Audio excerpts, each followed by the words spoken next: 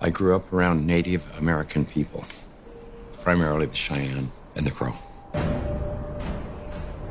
I remember coming home one day and we were going to go into one of the kids' teepees with his parents, and the mother said, "Take those shoes off, they'll make you sick." It was just strange why she would say they would make you sick. Well, I wouldn't have had a clue at that time. In simple terms, grounding is literally putting your bare feet on the ground. When you do that, you're in contact with the earth, and Mother Earth is endowed with electrons. And these electrons are literally absorbed through your feet.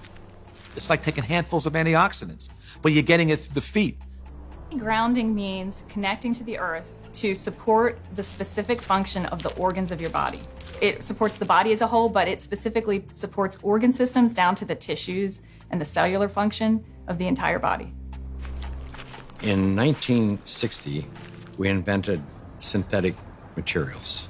The first thing we did was we put synthetic soles on the shoes. We started wearing sneakers. So it's the most common sense thing that we are organisms that live and grow and depend entirely on the earth while we're alive. And yet we have completely isolated ourselves from it.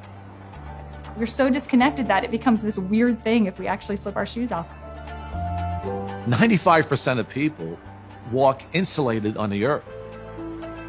This was the single thing that happened that probably caused the proliferation of inflammation-related health disorders far and above anything else. This is so incredible. This is Nobel Prize material. I got involved in the cable industry in the early 60s. I first learned the need to ground cable signals as we were developing the industry. When you run a wire into the house, before you can go into the house, you have to ground the cable. I mean, you have miles of wire hanging up there in the air. If there's lightning in the air, it's going to hit the cable. And so what you want to do is create a path to ground for the lightning so that it doesn't enter the house or blow up the TV or create a fire. One day I was sitting at a computer and the computer kept crashing. I knew it was static electricity, so I put a piece of tape across my desk and grounded it. Then I realized in that process that the outlet wasn't grounded, so I fixed it so that I could get rid of the static electricity.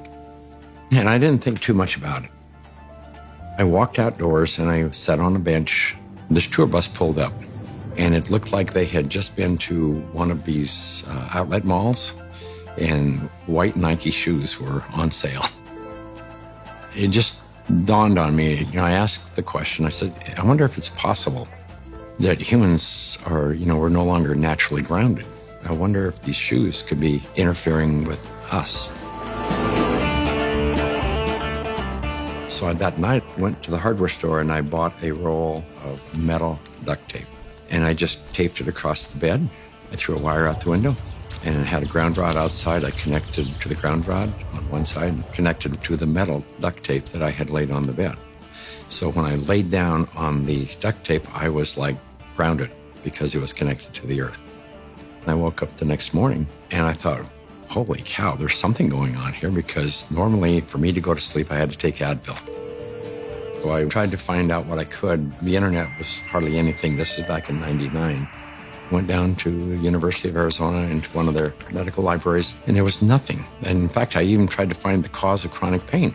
The cause of MS was unknown. The cause of arthritis, unknown. They didn't know. Nobody knew.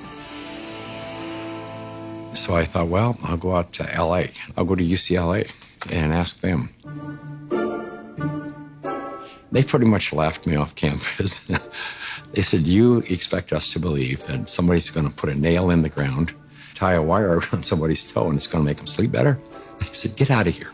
Go away. You're nuts. So I ended up having to put together my own study, and we grounded 60 people, and the reports that came in were unbelievable. TMJ disappeared, PMS disappeared, inflammation reduced, pain. Everybody slept better. Found an anesthesiologist in San Diego And he says, I don't think there's anything to what you're doing. There's got to be an anomaly here, but I'll entertain you. He says, I will prove that you're wrong. We did the study. It's the first study that I did that was a legitimate study where we had quantifiable data. Then we decided, well, we're going to do a big study now. And we ended up attracting scientists, physicists. When they saw the study, everybody said, well, this is really pretty interesting. I didn't know anything about grounding. I had never heard of it at all, but I became a new mom, and I had my first child, and she had colic, and she cried and cried and cried. First thing I did, being a physician myself, was take her to the pediatrician, and remember distinctly leaving that pediatrician's office with a knot in my stomach, because the first thing they told me is, it's a baby, let him cry. Literally the only time I noticed that she wasn't in pain, and the only time I could soothe her, was when I was outside and I was barefoot and I had her in my arms. And every time we were outside, she relaxed. I noticed if I did use a stroller or if she was in a car, she was still in pain and uncomfortable. This is not placebo effect. Like, she had no idea if I was wearing shoes or not. She doesn't know that. I'm holding her either way.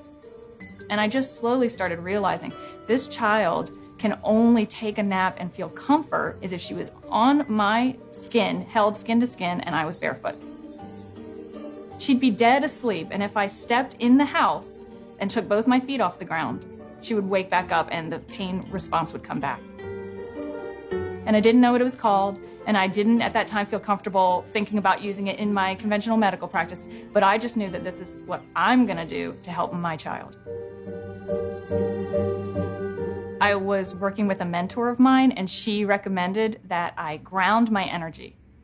I didn't know what she meant by ground yourself, so the first thing I did was go home and look it up on the internet, and through doing a search about grounding, I found Clint Ober's work and the book about earthing, and I realized that it's a real thing and a real healing modality with tons of medical literature behind it.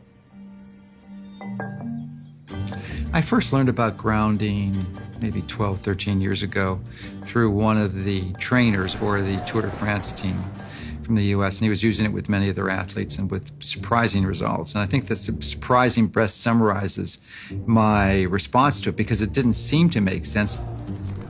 I think I became a believer once I started to explore the science.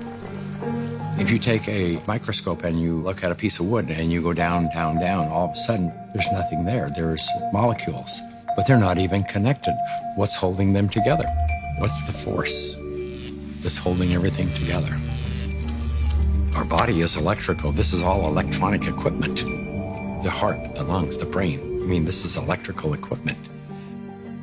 It's all electrical. Everything is electrical. Unbeknownst to us, we live inside a battery. The surface of the Earth is charged negatively, and the ionosphere, which is a layer of the atmosphere about 60 miles up, which is ionized by the sun, meaning that the rays of the sun are so strong that they split the molecules into a positive charge and a negative charge. The negative charge are transferred to the surface of the Earth through lightning mainly, and the positive charge stay 60 miles up. The problem arises when we don't have negative charge. So we need grounding just as we need air and we need sunshine. Stephen Sinatra, who was a cardiologist from back east, was attending a convention. We sat down with Stephen and told him the story of what I was doing. Now he said, well, if you're affecting pain, he says, you need to be researching inflammation.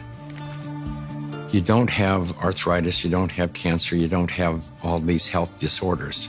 What you have is chronic inflammation. We have so much inflammation in the body, and it comes out in illnesses. We go to a doctor with all these complaints, but a lot of it is silent inflammation, including my specialty, heart disease. Heart disease is an inflammatory process. So how do we reduce inflammation? Inflammation is produced by neutrophils, which is a white blood cell. You have an injury, you have a damaged cell. And so these white blood cells come over and they encapsulate the damaged cell and they release reactive oxygen species, which rip electrons from the damaged cell, and that destroys the damaged cell. If there's not enough free electrons there to reduce the remaining radicals, they're going to steal an electron from a healthy cell and in the process damage it. Then the message goes out to the immune system, and another neutrophil does the same thing, eliminates that cell, and then you end up with a chain reaction. ATP is short for adenosine triphosphate. It's the energy currency of the cell. So we're bioelectrical beings. That's the currency of our body. That's how it works. That's how we run our biological systems, is by generating this electrical energy that's transferred. And when we connect to the earth through a conductive surface in some way, there's a transfer of electrons that slowly go into our body. In situations where we are insulating ourselves from this surplus of electrons into our body, we're going to get the absolute opposite. So instead of having low levels of inflammation and a thin blood, we'll have thick blood that's more likely to clot, and our levels of inflammation tend to increase. You could take anybody who has chronic pain. It doesn't matter who they are. It doesn't matter what's wrong.